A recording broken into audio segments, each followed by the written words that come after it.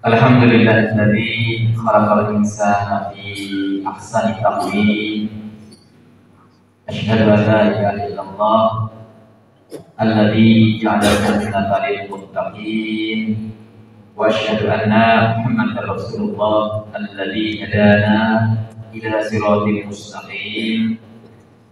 Allahumma shalli wa sallim wa barik ala Muhammadin wa ala alihi wa sahbihi ajma'in. Amma ba'd, Bapak-bapak, ibu-ibu, jamaah salat subuh dengan rahmati Allah Subhanahu wa taala. Alhamdulillahirabbil alamin.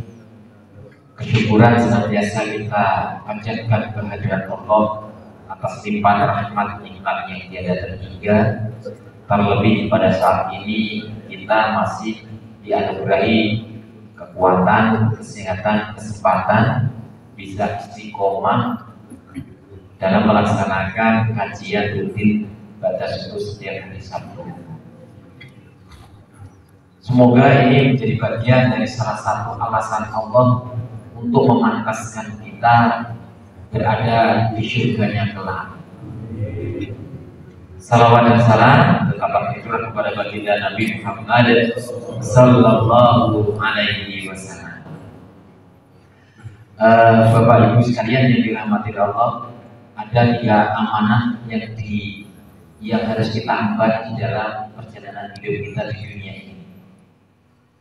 Yang pertama itu amanah nafs, yakni amanah jiwa. Amanah jiwa maksudnya sebelum ruh itu dimasukkan ke dalam tubuh manusia, itu melalui fit and proper test. Jadi kayak jabatan nombor. Jadi ruh yang ada di lambung mahfud itu diuji, Pak. Diuji dengan satu pertanyaan. Ketika ruh ini menjawab dengan benar, maka ruh itulah yang dimasukkan ke dalam jasad manusia. Pertanyaannya sederhana. Alastu birabbikum. Apakah kamu mengakui bahwa aku ini adalah Tuhan? Maka di antara ruh itu ada yang menjawab. Yang menjawab ini, qalu bala syahidna. Ya, saya bersaksi. Artinya ruh ini mengakui bahwa Allah itu adalah Tuhannya. Maka ruh yang menjawab seperti ini, itulah nanti yang akan dimasukkan ke dalam jasad-jasad manusia. Nah, sementara yang tidak menjawab, artinya ruh yang tidak mengatakan, tidak mau bersaksi bahwa Allah Tuhannya, ya itu tidak akan dimasukkan ke dalam jasad manusia. Bisa jadi itu menjadi di jasadnya hewan dan lain sebagainya. Apa perbedaannya? Ketika nanti ruh itu masuk ke jasad manusia dengan mengakui Allah sebagai Tuhannya, maka ini akan terikat nanti dengan syariat-syariat. Nah, kemudian kalau maaf, ruh lalu dimasukkan ke jasadnya binatang, gitu ya, itu tidak kena syariat, Pak. Tidak kena syariat. Nah, ketika kita ini sudah terlahir di dunia, Bapak Ibu, otomatis kita sudah melewati itu. Jadi diri kita ini sudah mengakui bahwa Allah adalah Tuhan. Nah, tugas kita ini amal. Maka kita menjaga keimanan itu, ketauhidan itu selama hidup di dunia sampai nanti kembali kepada Allah. Kita dipanggil oleh Allah dalam keadaan kita tetap bertauhid. Inilah makanya Bapak Ibu sekalian, Allah memberikan agama itu untuk menuntut kita agar supaya tetap berada di dalam jalur tauhid. Tapi pada kenyataannya, pada kenyataannya, apakah semua manusia kemudian tetap menjaga tauhid? Ternyata tidak. Begini, kadang-kadang ada yang bertanya, lupa. Kita ini kalau terlahir di Indonesia, di Indonesia itu kan kemudian terlahir dalam keluarga Muslim, kemudian kita tetap menjaga keimanan. Lalu bagaimana dengan orang-orang yang terlahir dari keluarga yang misalnya di Eropa atau di Amerika yang mereka adalah kebanyakan non-Muslim? Itu apakah juga dia lahir itu membawa tauhid? Iya, Pak. Jadi ya Rasulullah mengatakan kullu mauludin yuladu 'alal fitrah. Setiap bayi yang baru lahir itu lahir dalam keadaan fitrah, dalam arti dia itu juga dalam keadaan tauhid, Pak. Meskipun itu maaf, itu terlahir di keluarga yang tidak memeluk agama atau laki-laki, itu tetap. Kenapa? Ruh yang ada di dalam jasad bayi tadi itu juga ruh yang sudah melewati fit and proper test tadi. Maka sebenarnya siapapun yang terlahir di dunia itu sebenarnya membawa ruh tauhid, Bapak Ibu sekalian. Nah ini yang perlu kita pahami bahwa seluruh manusia siapapun dia itu semuanya berawal atau dia terlahir dalam keadaan tauhid. Fa'abawahu al-hawidanihi al-nasranihi al-majisanihi. Maka orang tuanya lah yang menyebabkan dia itu menjadi Yahudi, menjadi Nasrani, atau menjadi yang Majusi. Majusi. Maka ketika terlahir dalam keadaan tauhid, kemudian kok dia tidak mempertahankan tauhid, bisa jadi ini adalah dipengaruhi oleh lingkungan sekitarnya, pertama dari keluarganya. Nah, Bapak Ibu sekalian yang dirahmati Allah, inilah amanah yang pertama yang harus kita emban, dan itu berlaku secara fardu ain. Fardu ain sendiri-sendiri, Bapak Ibu. Tidak bisa diwakilkan, gitu. Tidak bisa diwakilkan. Wes cukup se-RT siji Pak RT saya beriman, yang lain tidak. Tidak bisa. Ini ternyata pertanggungjawabannya adalah nanti sendiri-sendiri. Nah, kemudian ternyata perjalanan manusia setelah lahir itu macam-macam. Nanti akan ada yang tetap beriman, kemudian ada lagi nanti yang dia justru kufur. Sudah tidak mengakui keberadaan Allah, sudah tidak mengakui bahwa dia pun tergantung pada Allah. Pun kakak ngaku hukumnya Allah, istirahat sholat, istirahat. Sehingga apa? Dia memakai hukumnya sendiri. Ini nanti bisa menjadi hukum lebih baik. Kalau saya bisa mengalahkan, berarti saya nanti menang. Jadi apapun dia kerjakan seakan-akan itu adalah kekuatan dari dirinya sendiri. Kalau saya tidak menang, ya saya akan jadi pecundang. Nah, orang-orang yang kufur dia tidak mengakui keesaan Allah, keberadaan Allah, maka dia akan menjadikan sesuatu di lain Allah itu akan menjadi bahan dirinya sendiri, bisa menjadi akan dipertuhankan olehnya. Ya. Ini ada beriman, ada kufur. Kemudian Bapak Ibu, di antara keduanya bainahuma, ada orang yang beriman, ada yang kufur. Itu ternyata ada nanti yang orang itu berada di antara keduanya, yaitu munafik. Munafik itu bagaimana? Munafik itu anak pincang-pincang itu. Tadi ketika ketemu dengan orang beriman, dia mengatakan aku beriman. Ketika dia bertemu dengan orang-orang kafir, dia juga mengatakan aku juga sama dengan kamu. Nah, ini ada titik tengahnya. Imbasnya apa? Saya Bapak Ibu, ketika orang beriman, Allah sudah sediakan surga. Kemudian ketika orang itu kufur, Allah pun juga sediakan neraka. Nah, lalu yang munafik ada di mana? Apa sebagian di surga, sebagian di neraka? Ternyata orang yang munafik itu tidak ke asfali minana. Justru orang yang munafik ini, yang bunglon ini Pak, ya iman tak jelas, kafir tak jelas, ya. Ini yang ngaku rono meleng aku, ini meleng aku. Ini ternyata justru tepatnya itu di bawahnya yang orang-orang kafir. Orang kafir itu jelas masuk neraka, tapi orang munafik itu di bawahnya orang kafir. Intipe rokok, bidan asfali minata. Jadi nomor itu malah dong kusol dewi. Maka lebih bahaya Pak. Ya lebih bahaya. Makanya kan menurut saya kita ini juga diharapkan nanti tidak menjadi orang yang munafik kan dalam segala hal ya. Dalam keimanan juga di dalam pergaulan. Saya menjadikan ketemu ngomong sing gak kena dipercaya ora yo. Mangkel nggih. Ngutangi nek wong terus gak patek nek dipercaya itu kan mangkel nggih. Mending karuan ikut saudara. Sudah lepaskan ngoten. Nah kemudian Bapak Ibu ada lagi dua. Yang satu adalah syirik. Syirik itu adalah menyekutukan Allah. Kalau tadi orang munafik itu ono yang ngaku iman dan yang ngaku kafir enggak jelas. Kalau syirik itu jadi dia mencari tandingan selain Allah. Dia mencari tandingan selain Allah itu orang-orang yang syirik. Maka orang yang syirik ini dosanya tidak diampuni sama Allah. Dosanya tidak bisa diampuni sama Allah. Nah satu lagi itu fasik. Jadi orang itu fasik itu apa? Fasik itu susah.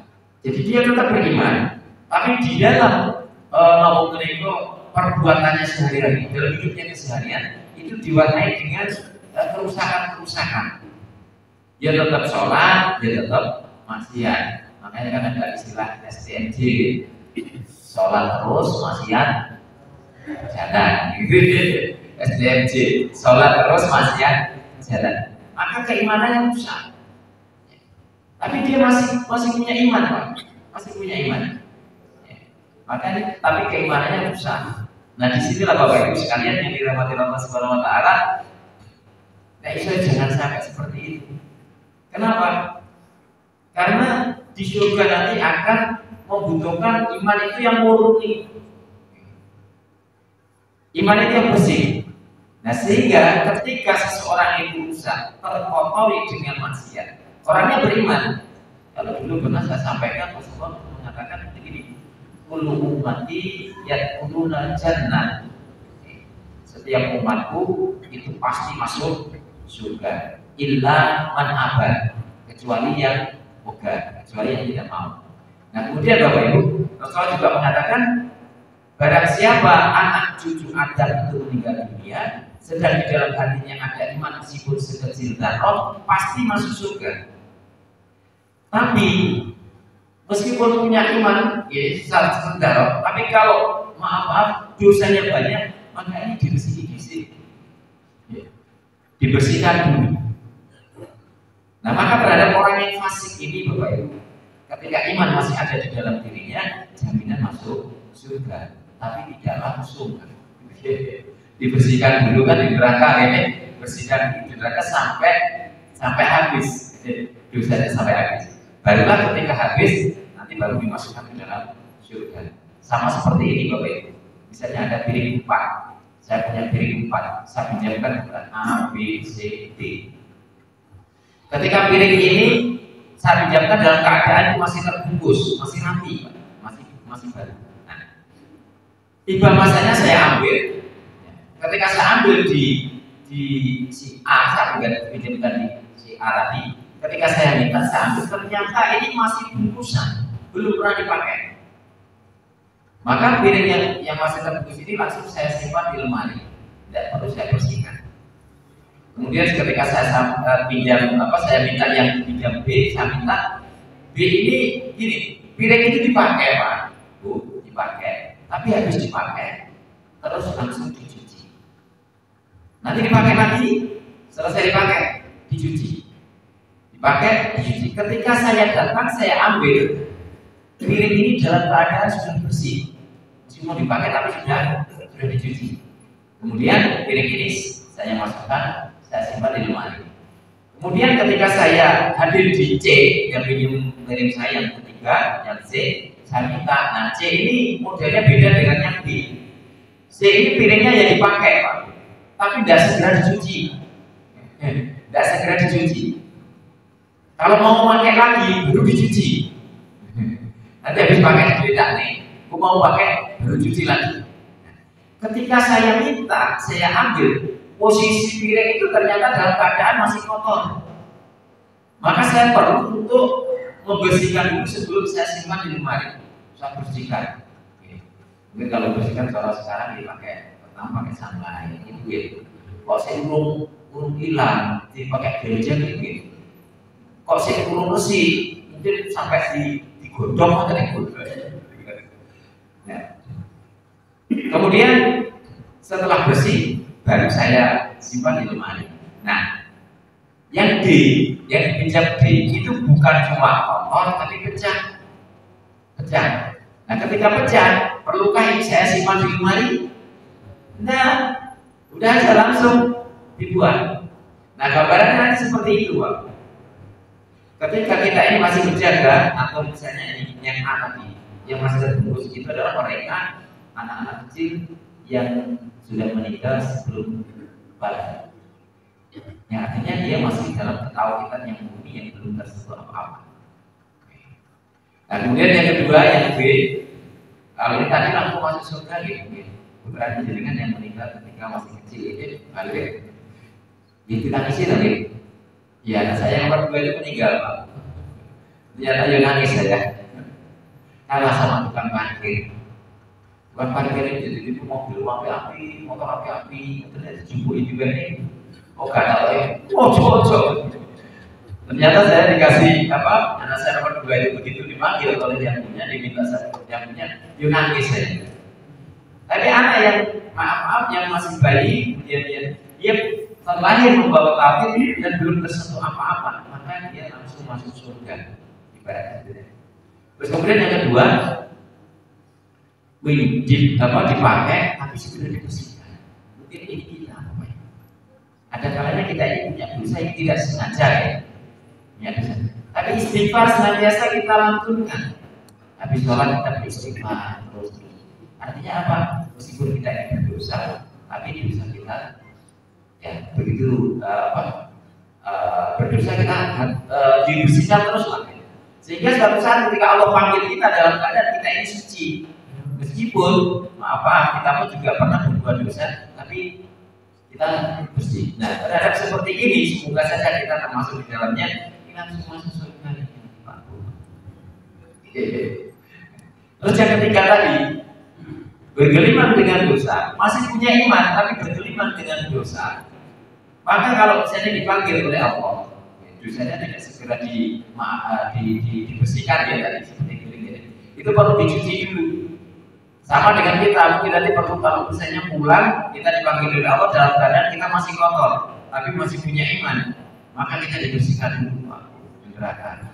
Yo, pakai sandlet sih kan kopo gitu nih. Tapi terus misalnya pakai air panas, digonceng air panas, terus 1000 tahun. Yo loro sih. Kalau dosanya jangan habis dan segera dikeluarkan. Kalau belum habis, ganti lagi dengan siram dengan lahan, dengan nomor 2 cairan timah, sampai dosanya habis baru nanti disimpan dimasukkan ke surga. Nah, yang repot itu yang tadi, yang keempat, yang syarat diibaratkan dengan piring yang pecah. Ini siapa? Mereka yang tauhidnya tidak ada, imannya sudah tidak ada. Mereka kufur, mereka munafik dan mereka syirik. Nah, perlukah ini Allah memasukkan ke dalam surga? Tidak. Tidak dihitung. Berangkatnya kita itu bertauhid, bala syahidna, kita menyaksikan keesaan Allah, maka pulang pun juga kita harus bertauhid. Maka ketika nanti rusak, kotor dan sebagainya, nanti pulang seperti itu. Nah, Bapak Ibu sekalian yang dirahmati Allah, maka bagaimana di dalam hidup ini kita ini menjaga ketauhidan kita bukan dalam hal ibadah saja, akan tetapi di dalam perbuatan kita juga terwarnai dengan jiwa-jiwa tauhid. Karena kita telah dalam keadaan tauhid. Sekali lagi, ini adalah sifatnya atau ini adalah wajibnya itu ain. Keluarga wis bapak itu sing tauhid ibu enggak bisa bapak. Kenapa? Karena kita nanti kembali kepada Allah ternyata sendiri-sendiri. Walaqad ji'tumuna furadan kama khalaqnakum awwala marratin. Sungguh kamu nanti akan dikembalikan kepada Allah sendiri-sendiri. Sebagaimana kamu dulu diciptakan juga sendiri-sendiri. Orang lahir ke dunia kan sendiri-sendiri kan. Kita punya anak kembar pun nggak mungkin lahir bareng kali. Gantian kan. Meskipun dioperasi kan tetap ngambilnya satu-satu kan. nggak mungkin diambil bareng. Maka kita kembali kepada Allah juga sendiri-sendiri. Pertanggungjawaban kita juga sendiri-sendiri. Nah, monggo. Kemudian yang kedua, amanatul ahli. Kita pun juga diberi amanah keluarga. Ya, amanah keluarga. Maka Allah Subhanahu wa taala juga mewanti-wanti kita, ya ayyuhalladzina amanu qu anfusakum wa ahlikum nar. Jagalah dirimu dan juga keluargamu dari siksa api neraka. Maka ada tanggungan bagi kita untuk menyelamatkan keluarga kita. Meskipun tadi itu pertama adalah tanggungan secara pribadi, namun kita juga punya tanggung jawab bagaimana keluarga ini juga ikut sama-sama nanti kembali kepada Allah dengan membawa tahu kita.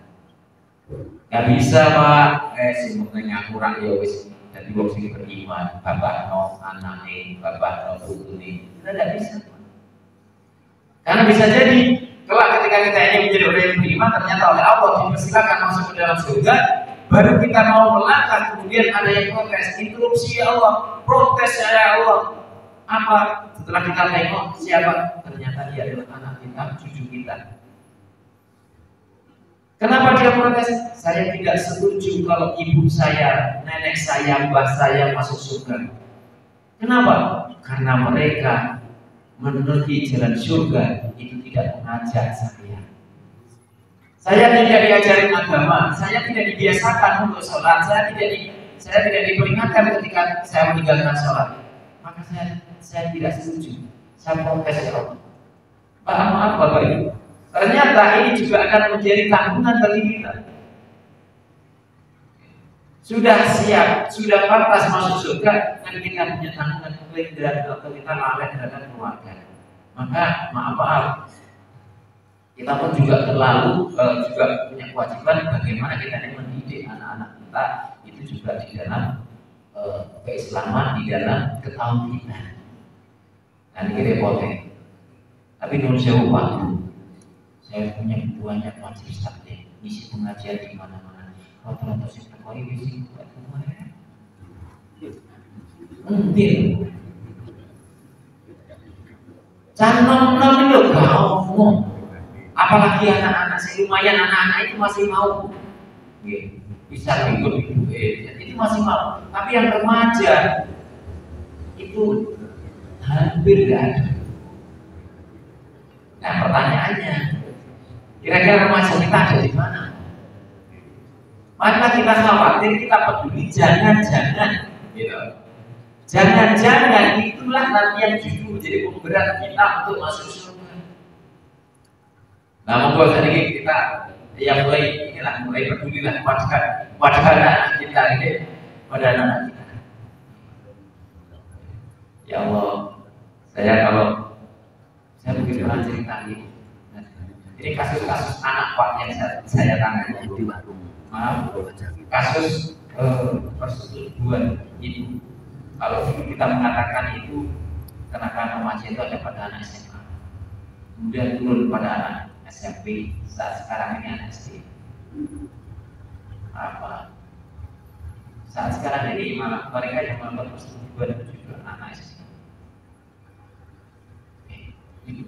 Ini yang saya justru khawatir, kenapa anak-anak bisa seperti itu ternyata bukan dididik oleh kita, dididik oleh orang tuanya, tapi dididik oleh medsos, dididik oleh ini.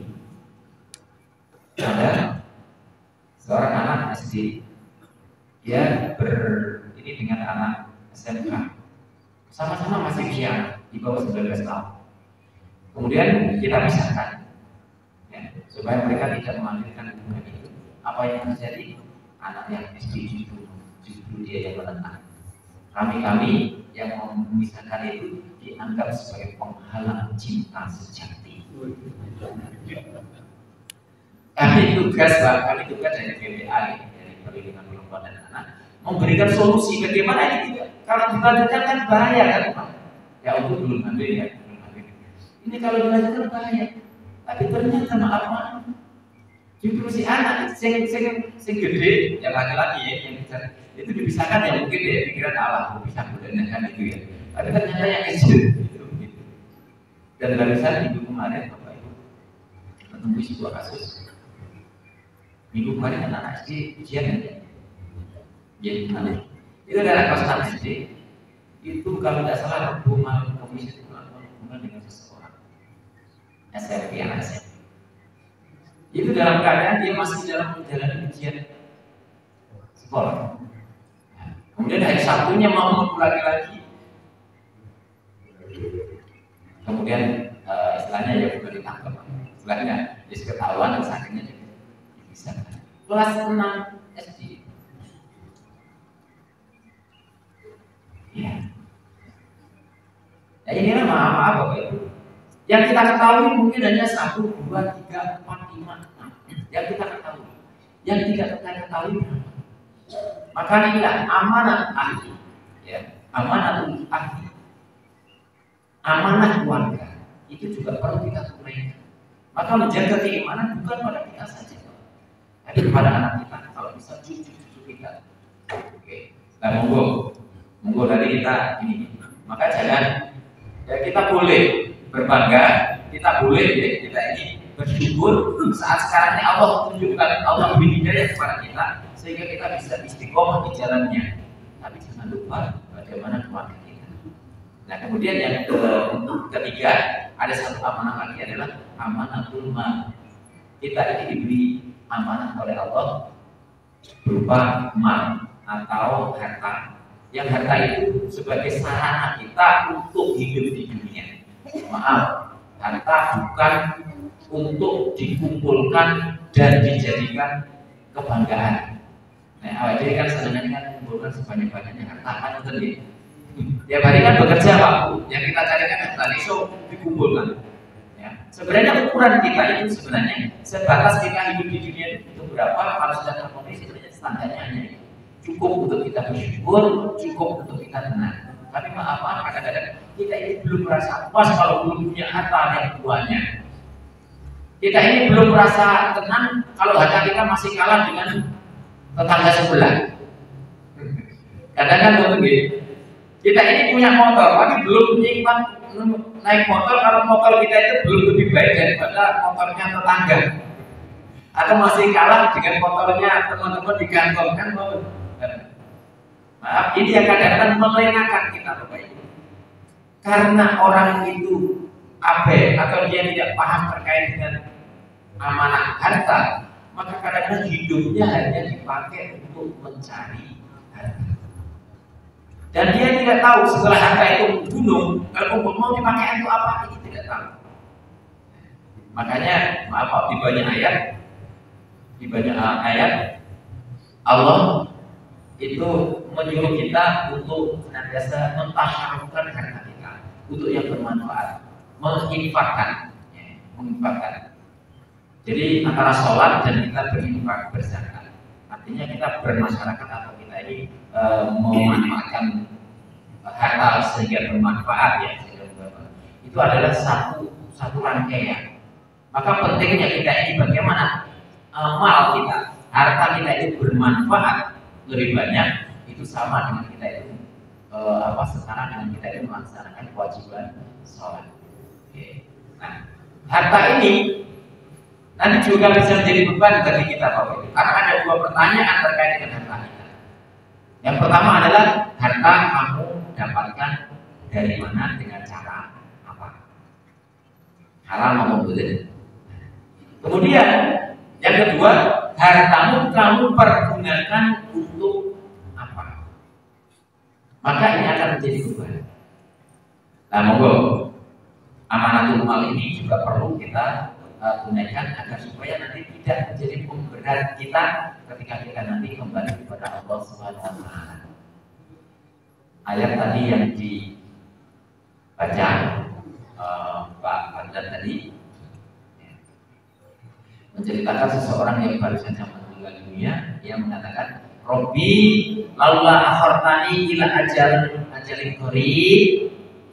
Ya Allah, jikalau engkau mau menunda kematianku meskipun sebentar saja, dilutai, fa'asoddaq, maka saya akan bersedekah. Artinya saya akan menggunakan harta saya, akan mentasarufkan harta saya. Mentasarufkan harta saya. Tahu kira-kira apa? Di bapak tadi ada. Itu nanti begitu sih. Iya tadi dibaca sama Pak Bandar. Itu menandakan orang yang baru saja meninggal dunia, dia minta ya Allah undurkan kematianku sebentar saja ya Allah. Mau ngapain? Fa'asal dan maka saya akan sedekah. Kemudian kenapa tidak fa'usolli maka saya akan sholat? Kok tidak akan sholat? Kok tidak akan haji? Kok tidak akan puasa? Tapi kenapa kok sedekah? Menurut sebagian ahli tafsir, ternyata Bapak Ibu, harta yang kita sedekahkan di jalan Allah itulah yang akan pertama kali kita lihat manfaatnya ketika kita meninggal dunia. Jadi begitu kita meninggal dunia, itu nanti mereka akan menyambut kita. Maka ketika orang meninggal dunia dia mendapat ternyata harta yang baru sedikit yang ditasarufkan, yang disedekahkan, ya, maka dia ingin balik lagi. Nah itu seandainya Pak dibolehkan oleh Allah hidup lagi misalnya, teh Pak Marisa, jadi nama diri kan pakai darah. Oh iya, bah kita itu misalnya meninggal dunia, terus diberi urip diutek, omahe langsung disodakon di makam, guys, sawah itu gak bagian kita kan? Kenapa? Karena manfaatnya bersodakon, manfaatnya kita serupkan harta, sehingga kita ini tidak meninggalkan, meninggal itu tidak pisahi harta. Itu ternyata lebih membanggakan daripada kita meninggal tapi harta kita masih menunduk dan nggak tahu hartanya nanti akan bermanfaat apa. Ya, yang repot lagi nanti kalau jadi rebutan anak turun, akhirnya menjadi perpecahan, yaitu itu bebannya lebih besar lagi. Nah, Bapak sekalian, 3 amanah ini monggo kita jaga. Pertama, amanatul nafs, ya, amanatul diri, amanatul hati, kemudian yang ketiga amanatul iman. Semoga kita nanti termasuk dalam golongan orang-orang yang langsung dimasukkan surga oleh Allah Subhanahu wa taala. Kami tidak maaf bila kita hidayah. Wassalamualaikum warahmatullahi wabarakatuh.